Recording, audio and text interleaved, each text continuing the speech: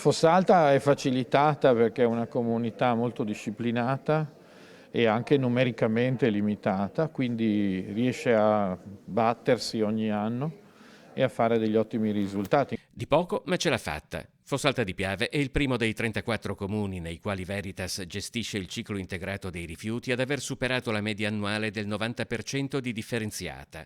Ceggia ha raggiunto l'88%, Santa Maria di Sale e San Donà di Piave l'85%.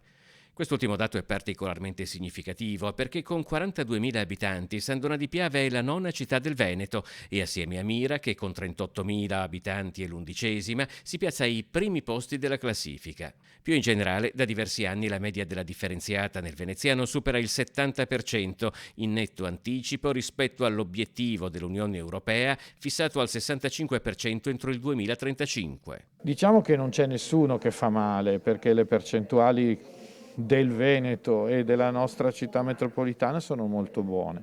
Soffrono un po' i litorali perché sono abituati a ospitare i turisti e chi viene per poco tempo magari non è abituato a osservare le nostre regole di comportamento, ma su questo ci dovremo lavorare. Nel rapporto rifiuti del 2020, Venezia risulta la seconda grande città italiana per percentuale di differenziata, superata solo da Parma, e con oltre 3 punti di vantaggio su Milano, 6 su Padova e quasi 9 su Verona.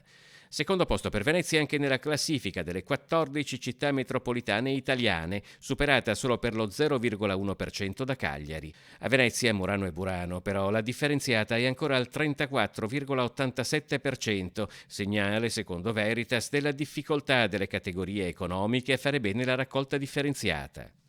Purtroppo essere disattenti gettando l'immondizia o non separandola affatto o peggio ancora abbandonandola nell'ambiente genera molti costi e quindi tutti i comportamenti che possiamo adottare, diciamo efficienti, servono anche per spendere meno e per dedicare risorse ad altre cose.